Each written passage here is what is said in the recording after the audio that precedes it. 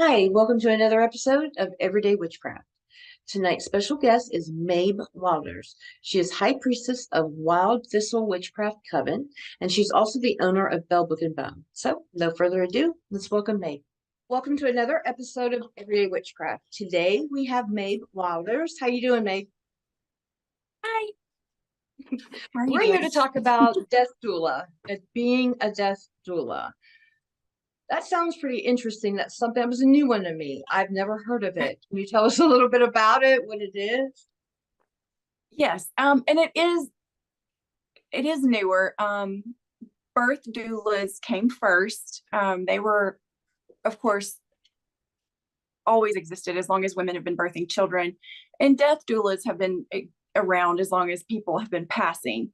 There's always been somebody there that understood the birthing process or the dying process, and so they were able to make it easier and more understandable and take away the fear because it's a huge life change, and you just want somebody there that you trust. And so that's what these people are.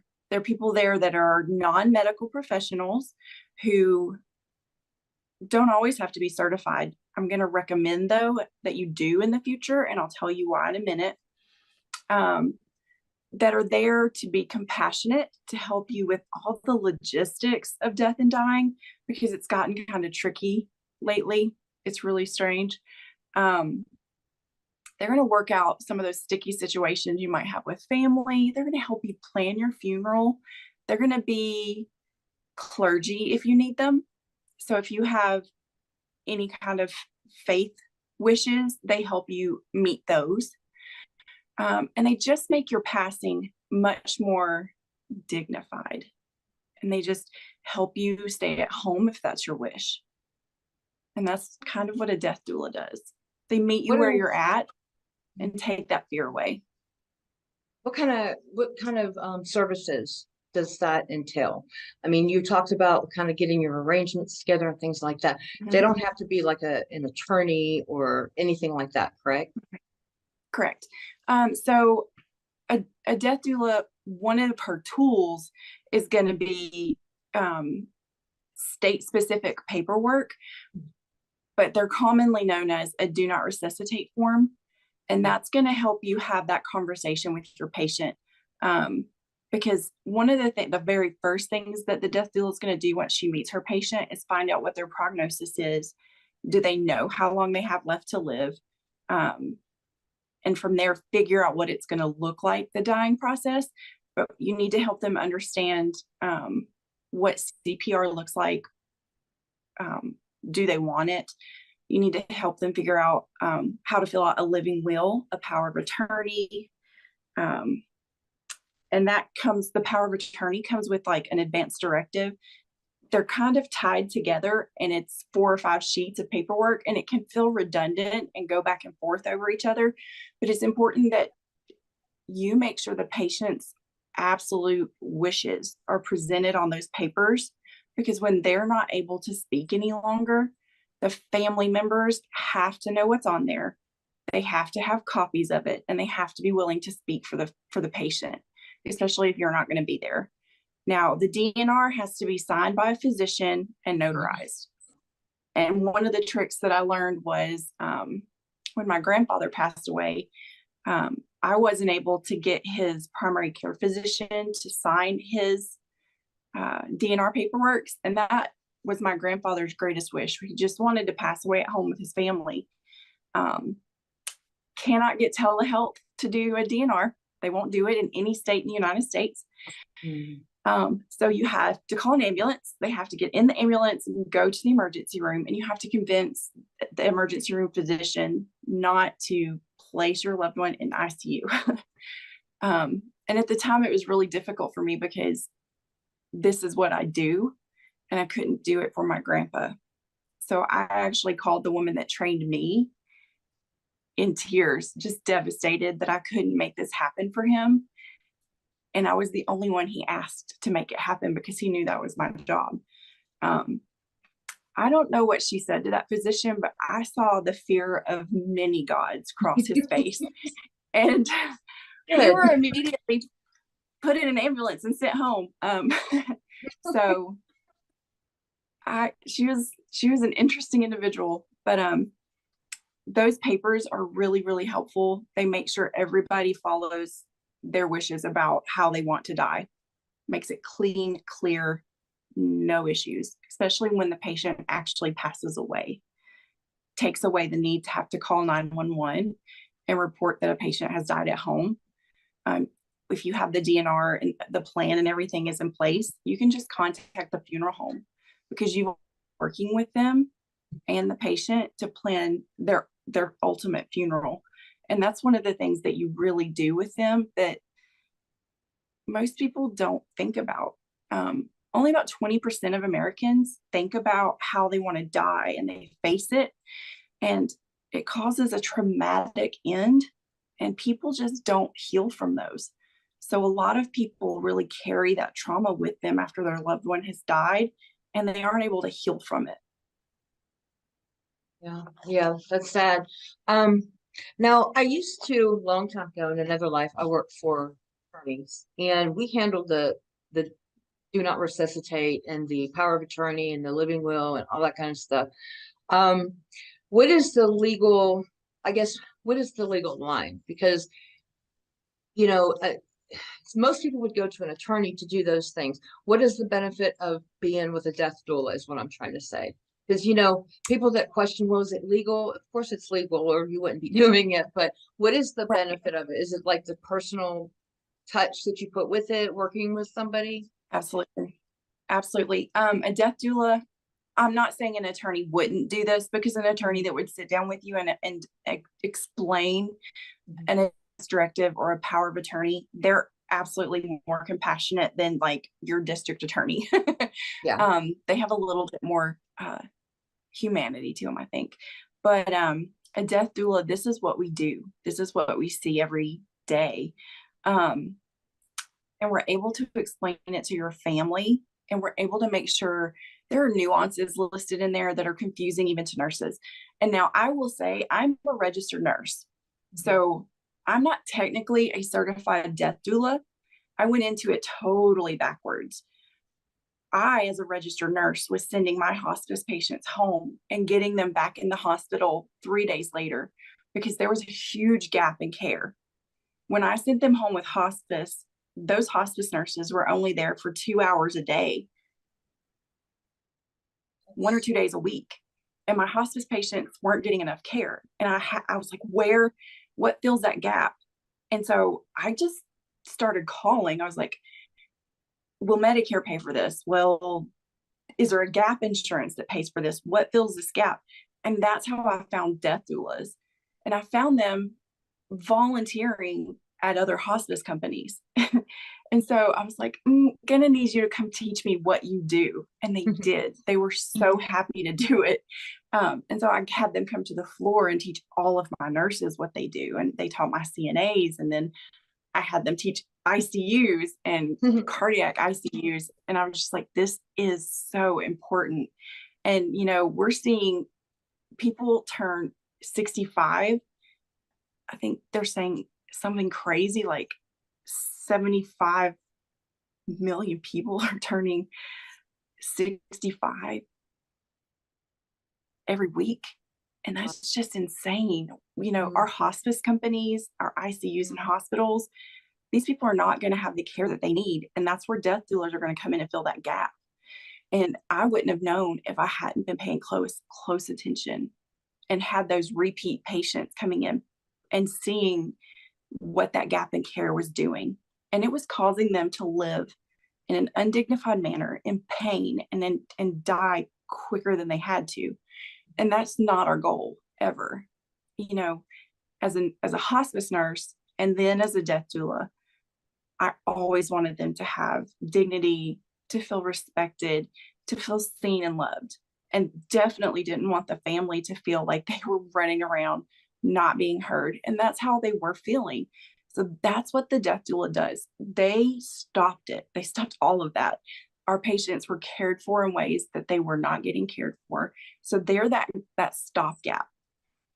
So they can provide companionship while you go take a shower or a bath.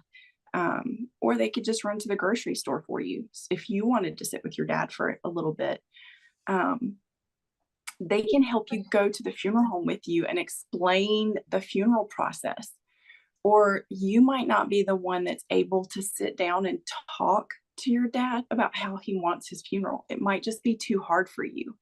I was my best friend and high priestess's constant companion to all of her chemotherapy appointments, and she had triple negative HER2 positive breast cancer, and that's incurable.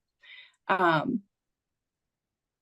she was a fighter, so we fought, and we got into remission twice. And then the third time she came out and got me, and she was like, hey, let's go talk. We did. We went in the backyard and we talked. She threw out food to the chickens, and that's how she wanted to talk about her funeral. She wanted to have a gigglyana. She wanted everybody to come and laugh until they peed their pants. She wanted several people to come and talk, and then she wanted a party, and she wanted to be cremated. But these were not things that she could tell her mom or her husband or her sister, because she knew that they would feel her loss too deeply to actually do what she wanted. So she told me, and between me and her other best friend, we were able to help plan that with her husband so that she got her wishes, and he was comforted by that. He saw her in every single step of that funeral. And as a death doula, you really want the funeral to be that last piece of comfort, because you're really aiming at making sure it's a celebration of life. It's not the end of life. One of my friends today posted something about a poem about death and dying. And one of the best things that I've ever learned as a death doula is if you really want to keep somebody alive, you talk about them. You just talk about them. Don't stop sharing their silly things, their weird things. You always talk about them. Like, Shayla never wore a bra. I don't know why, but she didn't, and it was not good all the time. But so, so now the whole world knows that, but whatever. So like that's the thing about being a death doula, and that's kind of how I got started. I just realized how important recognizing that last little bit of joy and pride and dignity that they have as they're passing. They still have it. It's so deep inside of them, and they just want you to see it. And that's what a death doula does. So that's what I did as a nurse first. And then once I saw the need for my patients as they were going home and then being readmitted, and I learned as a death doula, that's what they did. Then that's what I started doing as a nurse and teaching my other nurses as they came in as young nurses.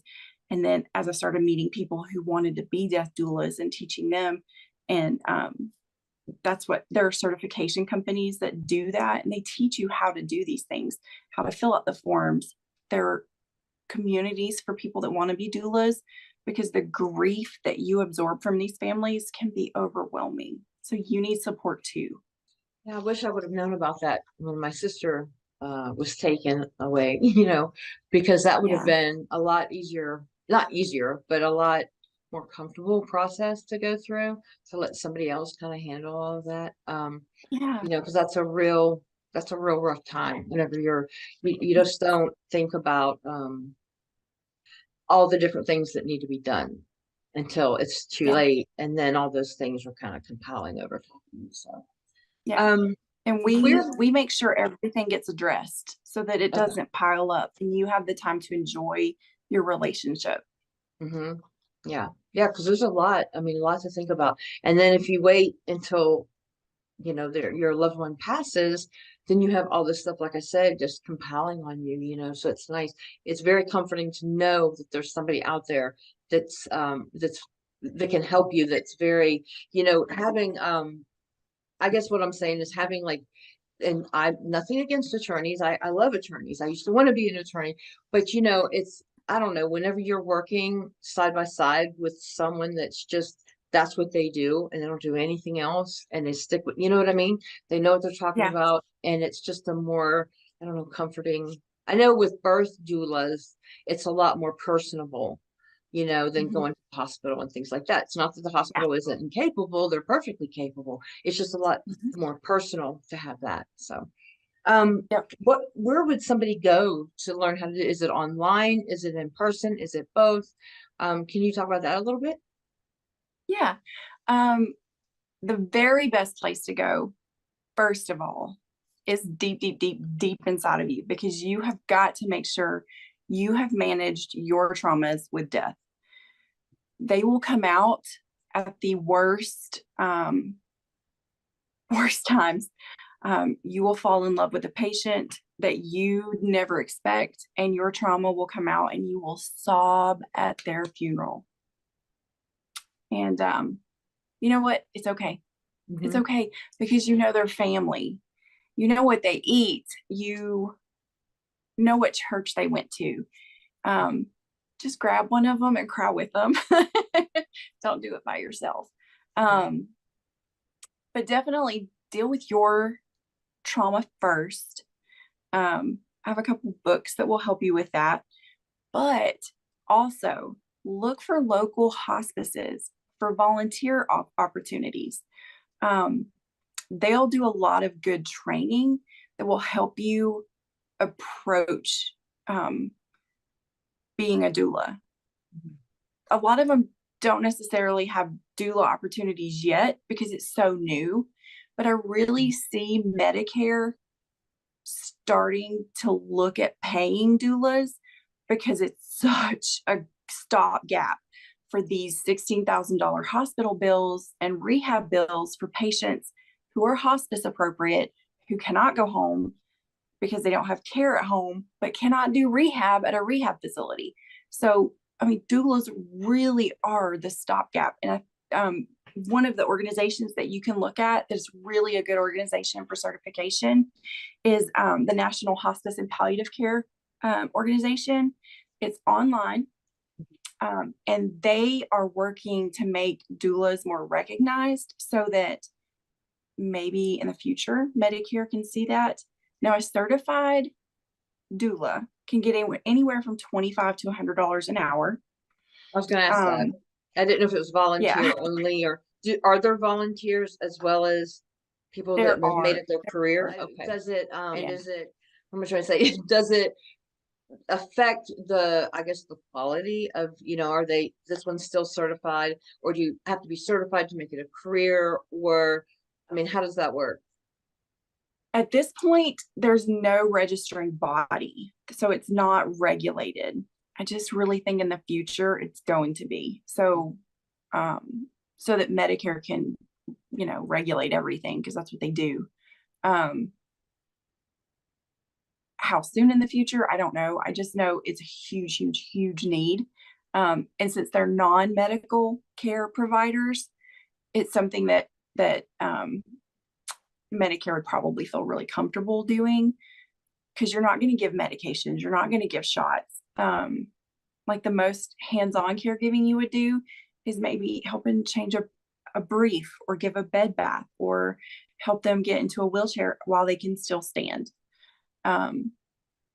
It is. It's really like caregiving in one aspect. This is just such a huge job, because that caregiving aspect is so much about their dignity. It is so much about their dignity and making sure they still keep it. Is it good to be ordained? I just thought of that. I mean, is it good to be ordained so that way you can carry on, or what do you think? It is, as long as you actually study some of the other religions that come with ordinations. I say that because I have been in Thai households, Lao households, Norse heathen households,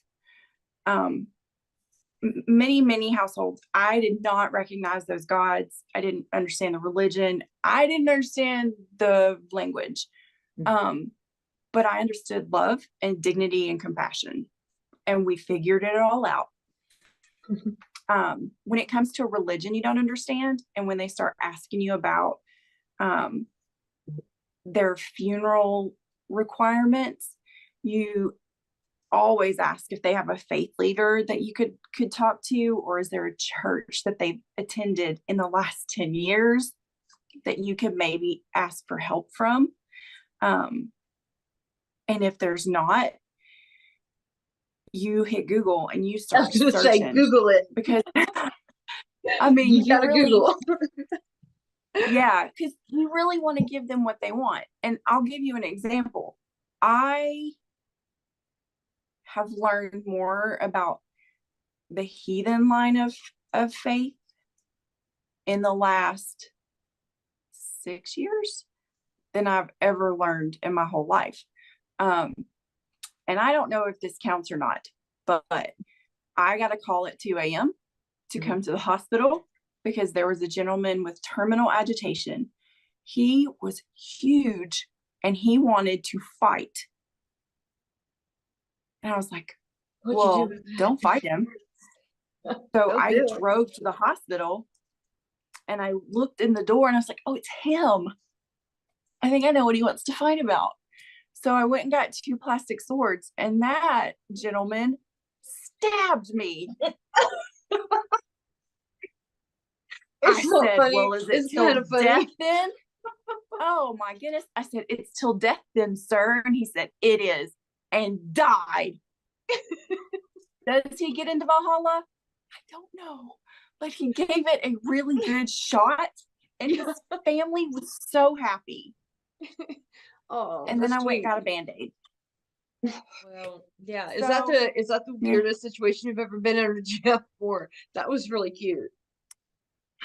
No, I was helping a funeral home move a body and it fell on me and I was stuck for 4 hours. Oh no. Yeah, because we were in the stairs and we had to wait for an ambulance service, but they didn't want to come because the funeral home was already there. Oh no. So for 4 hours you were stuck under the dead body. Oh, the stories. How long have you been doing this? I've been I was a hospice nurse. Well, I was an oncology nurse for 5 years and then I've been doing hospice ever since. So I've been a nurse for 9 years. Yeah. Well, do you have any books that you can recommend that if somebody's interested in learning? I do. 2 of them are more support. Once you become a death doula, they give you the steps down to the minutes before death. They tell you what it looks like, so you're not surprised. It's good for you to have copies for the family. And I really like it. Everybody calls it the little blue book. If you say that, your clergy, your case managers, your hospice nurses, everybody that as a death doula you would work with on a team, they're going to go, oh, the blue book. It's called Gone From My Sight and it has a sailboat on the front. It's by Barbara Carnes. She's a nurse. I made sure I got a copy for my boyfriend when his dad died because it literally tells you what to look for on the body and what the patient will experience in the months, weeks, days, and minutes before death, so that it's not scary for you as the caregiver, because that's something else the doula does. We address the family's fears too, and we make sure that they are able to spend as much time with our patient as possible so that they can collect memories. Just taking that fear away so they know what to expect relieves so much. The other one is By Your Side, A Guide for Dying at Home. It's also by Barbara Carnes. It's just another really good book. It deals more with the grief of somebody who was at the bedside while their loved one passed away. The other 2 are more cerebral. So they're for somebody that really wants to think about death and dying. It's The 4 Things That Matter Most and Dying Well. And they're by Dr. Ira Byock. And he was in the 1990s kind of one of the forefront of the physicians who started pushing hospice and realizing that death and dying patients were not being treated appropriately. And they were having a lot of pain and issues that weren't being treated at the end of life. So he's one of the kind of forefathers that really got it started. But those are two of his books, and they're really good. When did hospice start? I don't remember it being around whenever, Um, you know, or was it? so it's a forever thing. It's the Egyptians had hospice. Oh, okay. Um, you can see that in the way that they cared for their bodies before they died and then prepared them at death. They were so well cared for and dignified with their preparing and treatment of the bodies. Um, but as long as people have been dying, we've been taking care of them. Nuns had homes full of people during consumption when they were dying, and they just cared That's for true. them. Because there's always been that fear of the unknown and not wanting to die alone. So there's always been compassionate people who have tried to reach out and make that happen. And those are the people that really do well as doulas, as death doulas or birth doulas. Now the certification for birth doulas, yeah, I wouldn't do it. It'd be cool to be both, to get to see. Yeah, it really would. I like going. That would be neat. Yeah. Um, Yeah. that's good. So you get real close with your patients and stuff. You're almost like their best friend for a little bit. That's You sweet. are. And you get so close with the family. They welcome you in. They're like, hey, did you eat? And you're like, have you showered? Have you What's that eaten? smell? Yeah. So you really start taking care of them, and they appreciate it. They need it. They need it. And that's why they asked you in. Because right now, insurance doesn't pay for this, but it is out of their pocket. And it could be for 2 hours a day or 6 hours a day. It just depends on their needs and their ability to afford a doula. So you do it. This is okay. Have you had people that have just called you saying, maybe I don't know how old, whatever age, 79, 85, something like that. And I'm healthy, but I need to make plans for when I get unhealthy. Do you handle those too, or is it just people that are like terminally ill? no, I absolutely do those too. Those are actually the most fun. Those are the ones you wind up with the Ouija board on the pamphlet, because they have so much to plan and they're crazy. So it's really fun. Yeah. So they do call, but usually those people have a death really close to them fairly recently that opened their eyes to their mortality. So I always look in their history to see what's going on. And the thing about families who have had a death with hospice is most hospice companies offer family grief therapy. And so I always send them back to them after I help them. I always am like, hey, you should maybe go take advantage of this. Because grief is just not something that you should deal with alone, especially after a loss.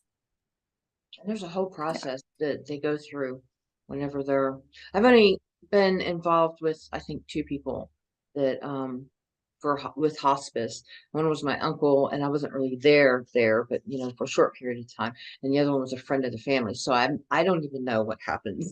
I would need a death doula. God forbid anything should ever happen. But you mentioned a guided meditation or a meditation, something like that. Okay, what's that? It's just a quick visualization. Goodness gracious. I won't tell you exactly what it does, but at the end, and actually like kind of in the middle, some people get uncomfortable. Just open your eyes. Okay. So if you're doing the visualization and you start to panic, just open your eyes. It's over with. Okay, got that, everybody? Open your eyes and stop. Okay. Disclaimer: if you have open your eyes. If you have certain illnesses, you're not supposed to do this, right? If you've got this. Oh no, you're fine. No, there's no flashing lights. Nobody's gonna come possess you or anything like that. Nothing weird, I promise. Okay. It's actually relaxing to me, but you'll know why I'm weird after I tell you what this is. There's no spiders. Close your eyes. No. Oh God, no. So just close inside your joke. Eyes. Yeah, okay, we'll tell you about that. Close your eyes. Take a deep breath and just relax. if you look down, you're going to see that you're standing on a white floor. If you look around, you realize there's nothing on that white floor. There's just 4 white walls. And above those 4 white walls is a white ceiling. But what you notice is there's no door and there's no window. Right. All of the seams meet and there's no way to escape. Take a minute to feel the emotions that come over you as you realize you're stuck in that white room. What 3 words would you use to explain how you feel right now? Once you have them, open your eyes.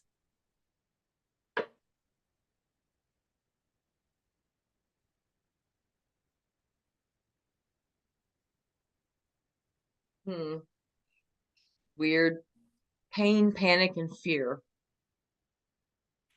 So that is how you feel about death. Yeah. There's parts of it that I definitely wonder about for sure. Wow. Yeah. Pain, panic, and fear. I know enough about you to think that's pretty accurate. Mm-hmm. Don't want to do it. They first did this exercise on me when I was 15 after my mom passed away. And there were 20 of us in a circle, and I'm the only one that said relaxed, calm, and peaceful. Oh, they sent me to therapy. You sent you to therapy? Oh my God. They sent me to therapy. Mm-hmm. Yeah. That's crazy. So yeah, that's how you feel about death. If you do feel those feelings, then that's definitely something that you need to think about, work on. I always suggest death doulas plan their own funeral before they ever try to go plan anybody else's. Yeah, that's good advice. So you see how it feels. That's really good advice. And I am the worst one to say, do as I say, and not do, because I didn't do it until I had to have brain surgery, and it was terrifying. It was terrifying, and I've planned hundreds of funerals, but it was a very good exercise, and that's why I strongly suggest that now, just facing your own mortality before you try to help anybody else. How long does it take to go through like the training and stuff, or do you just, is it at your own pace type thing? So there are anywhere from 6-week to 16-week classes. The good news is, while it can be expensive, most doula programs have scholarship slots because they understand how important this is, and that for some people, this is healing and therapeutic. So you can apply for those as well. But I would definitely go to the International End of Life Doula Association, and then the National Hospice and Palliative Care Association, and then Google like hospice offices near me, and then just call them and say, hey, do you have any volunteer services that I could volunteer for? And then go meet the dying in your neighborhood and see what it's all about. Right. Trying to get that experience behind you. And I guess I would have been when I was 19, I helped my grandmother at the end, so I was helping. I didn't help with anything legal, nothing like paperwork or anything like that. I guess that was done, but everything else, and I was 19 and I was assisting and didn't even know that that's what, you know what I mean? She stayed home. She stayed home. So that's a really good feeling when you're with somebody. I mean, it's sad, but at the same time, whenever you're with somebody and you're easing that transition, and it can make it, I don't know, it can make it smoother, and it can feel like more loved, rather than just you've got to do this and you've got to do this and you've got to do this. You kind of take it one step at a time with them, and then they can celebrate their life. You don't have to. Yeah, I like that. Well, I'd like to also ask you, I don't want to forget about this, Bell Book and Bone. Tell us about that a little bit. I'm very excited about it. Well, you are a big part of Velvet and Bone. So I had done a type of bone throwing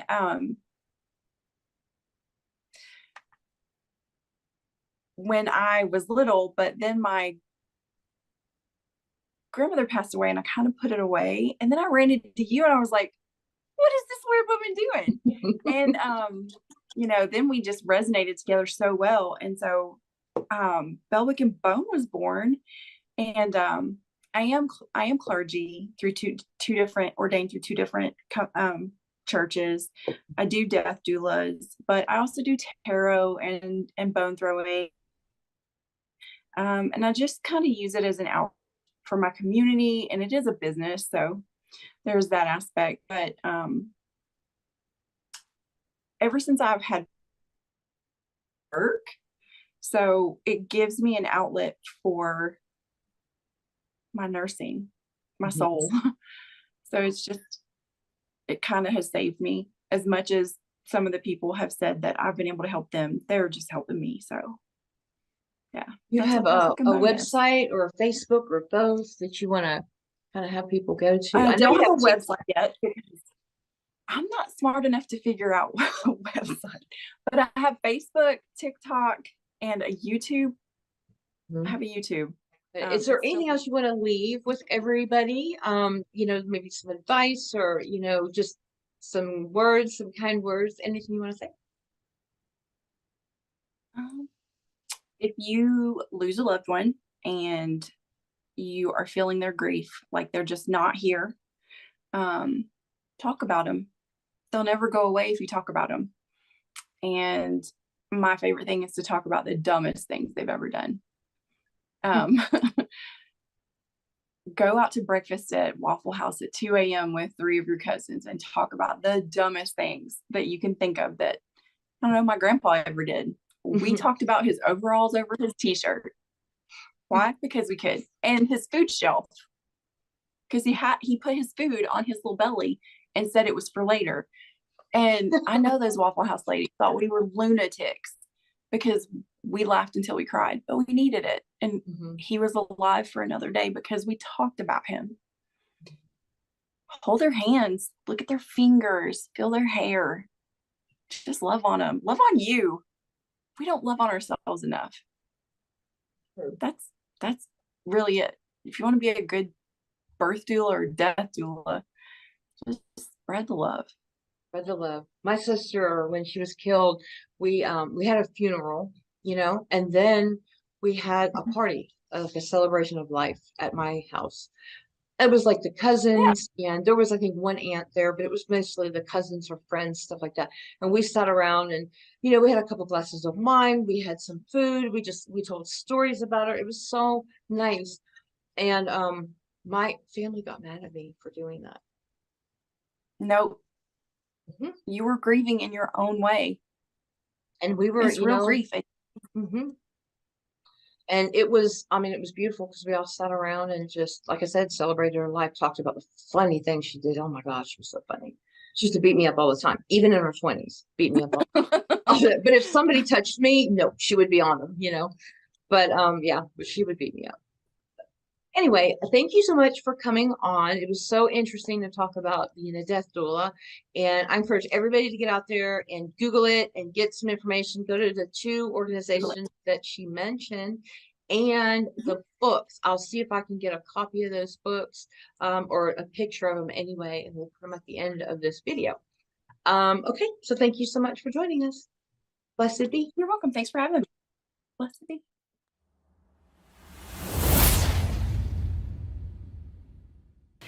Hi everyone, I wanted to do a little segment just so you could know 2 things that you will see really close to the end of life.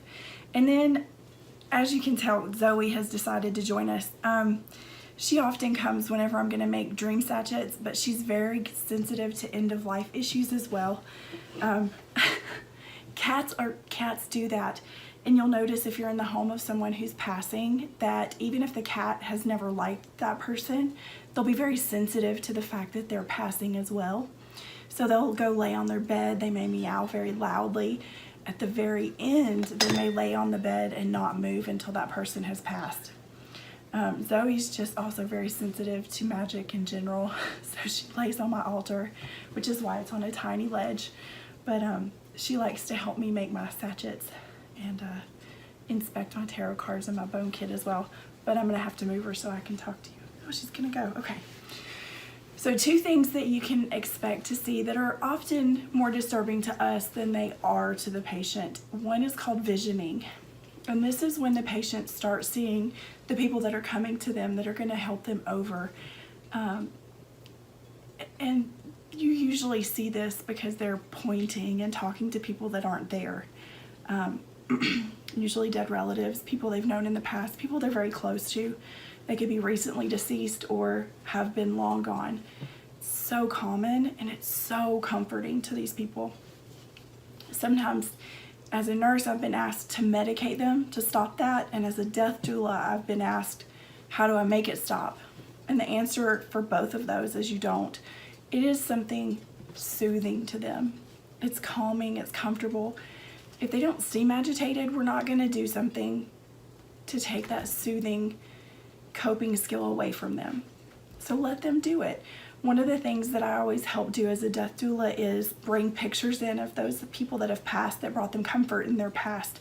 So pictures of their parents, their wives, their siblings, anybody that might have passed that they had good relationships with. It helps that visioning occur earlier so that they're less likely to develop terminal agitation. They will probably still develop terminal agitation because it's not just a mental coping skill, it's a physical side effect of death and dying. So there's still a chemical aspect to it that we can absolutely help with. At least medical professionals can when it comes to medicating terminal agitation. But we all want to be able to do something, don't we? Sitting there with our hands tied is so frustrating because terminal agitation is very distressing for the people viewing it and not just the patient, because they start writhing in bed, they might moan, and they're unable to communicate to us what is wrong. And we want to fix it. We're there because we love that person. I have normal nightmare sachets that I make that helps earlier in the process of dying because the brain deregulates early in the dying process, so they start having nightmares. Sometimes it's the stress and fear of knowing that they're going to die. So we can make those early on. And then later on, I have other things that we can add to help systemically. They're still not ingesting it because one of the things, especially that Southerners or people who feed others to cope with stress, we have a hard time with is we're not able to feed them because they stop eating. They move over to sips and chips, so like little tiny sips of fluid and ice chips. One of the things that you can do if you still feel like you have to feed them, make flavored ice and then bust it up into little chips. You still get the soothing sensation of creating something special for them to eat, and they still get that interesting taste and flavor. Even if they're not able to eat, they'll still really appreciate it. So in my normal dream sachet, and pardon me, I have a cold, is just chamomile.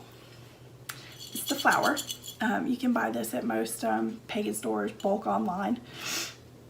I honestly try to buy mine at Native American powwows. I like to pay it back if I can. Rose petals just to kind of sweeten their dreams. These are roses that have been given to me. I just hang them up and dry them in my attic and then pop them in a jar.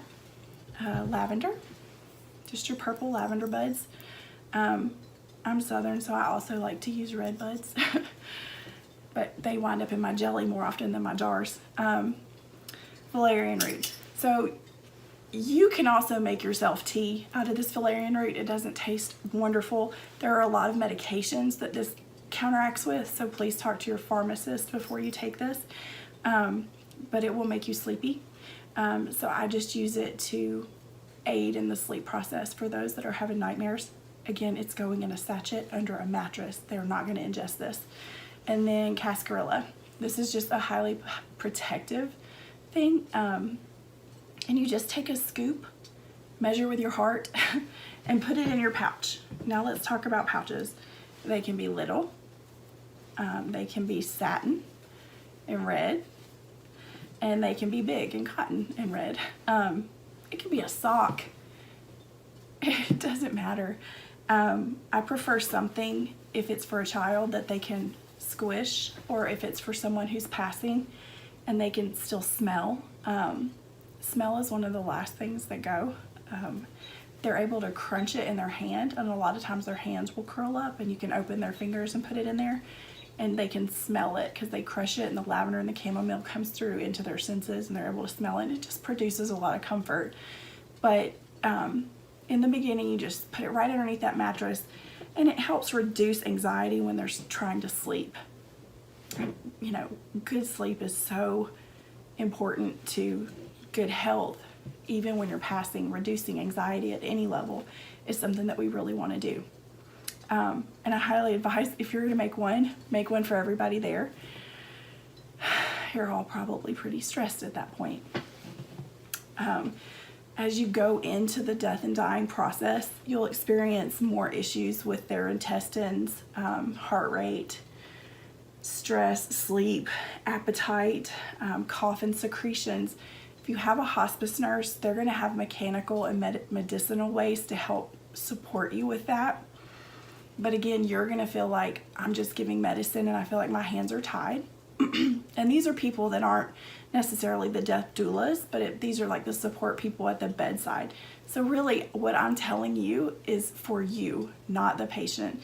This is something to give you to do something physically so you feel like you are aiding this person. And that is so key, because reducing your anxiety reduces their anxiety. You're there because you have an energetic connection to that person. And death doulas, we do it too. We absolutely go in there with our whole hearts and we just love the entire family, and we quickly build those energetic connections. So we have to restrain our energies so that we don't reflect any anxiety onto the family or the patient. But that if you're family, it's even harder because you deeply, deeply love this person. So use these sachets for you. Use the making of them as a methodical way to ground yourself in the herbs. If you make it and you're like, I can't put this under their bed, go throw it outside. Walk around barefoot, come back, make another one. Okay, if it's the process of making it that helps ground you so that you're better able to help your passing friend or loved one, then that's fine. It doesn't necessarily have to be this. Do you understand what I'm saying? It's actually you. It's you that's helping. But these help too. These are a big booster. So for additional symptoms further into the death and dying process, not just the nightmares and that kind of stuff, not the fear, because you're going to help them learn and talk about it. You're all going to be there to support each other. Now we're moving into like symptoms, okay? I'm not a crystal hound, but I have a pot full of rocks. There's one for everything, and I will tell you honestly, I just think they're all pretty. I would have to look every one of them up and figure out which one specifically would do the best for what I needed it for. Herbs I'm good with, but this is something I would ask an expert for. My friend Caitlin is my expert. Essential oils and massages, rubbing their feet and their hands is so relaxing to them. And just rubbing across their forehead like this, very relaxing. When they are terminally agitated, do not touch them. It's an anxiety thing. They're not going to want clothes, they're not going to want bed sheets, and they're definitely not going to want you touching them. But if you could get a dab of lavender on their chest, the smell will help relax them. And these are just essential oils. This one's eucalyptus. You'll notice that they'll start having trouble managing their secretions. These aren't abnormal secretions. It's not like they're coughing and like they have a cold. These are just their normal secretions. They just have trouble swallowing it. It's the muscles. But the eucalyptus, again, this is more for you than them, but eucalyptus, it's another soothing thing. It does seem to help them, but it also helps you too. There's a whole bunch of different oils out there that you can get look up, see what it is you need. But if you're going to add something to your dream sachets, rosemary, if you don't have something that I listed over here, rosemary does it all. Pop some of that in there. It smells good when you crush it. The hyssop is good for intestinal pain and gas. A lot of times our patients stop having bowel movements and gas builds up and it's very painful. So put this in your little sachet, but you can also rub their stomach and it'll help them pass their gas. Pat their back just like a baby. They won't mind. It's a loving touch. It's always going to be accepted. Damiana is good for upset stomach and constipation. Again, it's something that happens naturally. It's one of the first systems that shuts down. And then mullein leaf, it's really fluffy. I like it. It's good for that cough and again, those secretions. I'm gonna have to make myself some tea. It is really fluffy. I like it. Definitely gonna have to make some tea. But all of these things just go in these little pouches and they go right under your bed.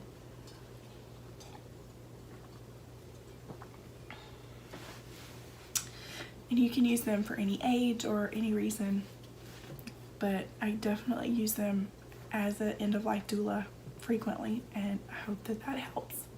Thank you.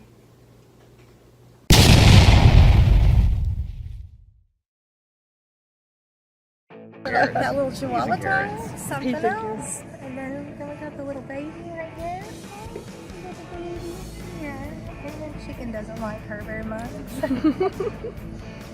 We got you. Little scissor beat. Get ready and stuff. Here's your setting up.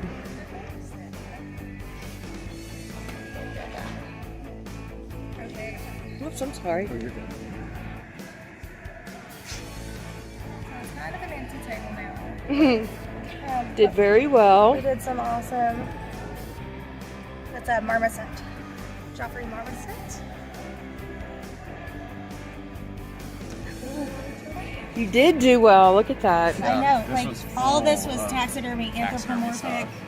Little rat mouths. Did you see the balls with the rat mouths? Yeah, Yeah, yeah. that was us, and we had sold out of like 9 of them.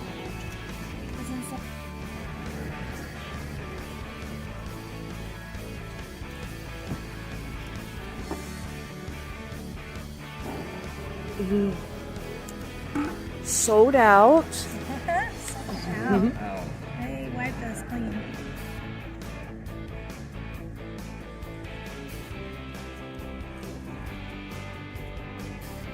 That's pretty.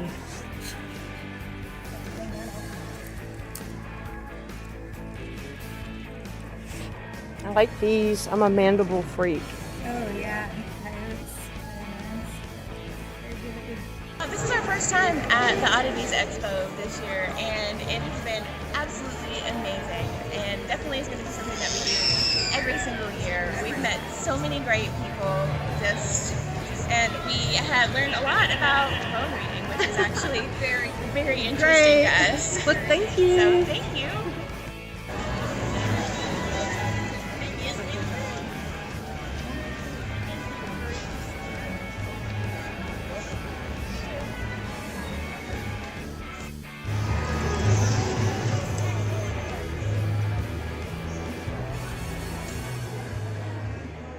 We're on TV.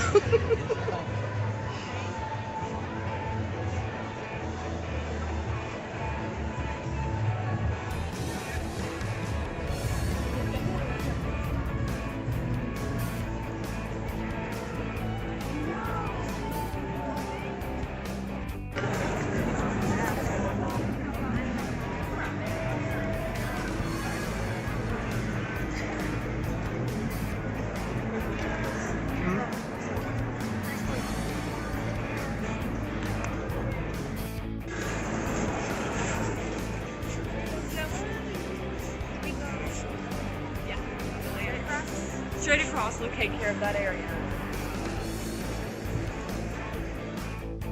You can kind of differentiate, you know, what's supposed to be crap and what isn't, you know.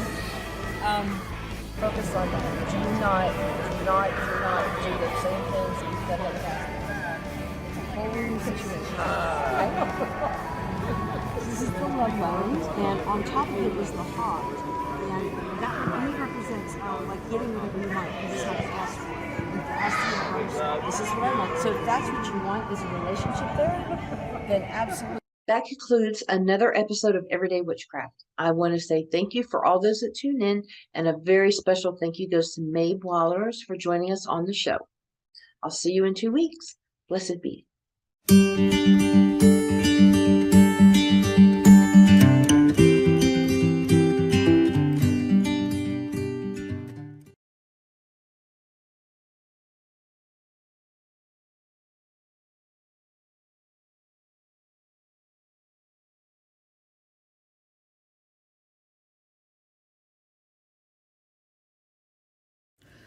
Hi, this is Marianne Kay from My Mystic Gems, and I create magical items for everyday life. My handcrafted items include wire-wrapped crystals and gemstones, beautiful bullets, which is part of my Peace project, steampunk jewelry and cosplay accessories, and retro and vintage items. I can do custom designs for birthdays, anniversaries, holidays, weddings, and costume affairs. Please visit my website at mymysticgems.com and also my Etsy website at mymysticgems.etsy.com.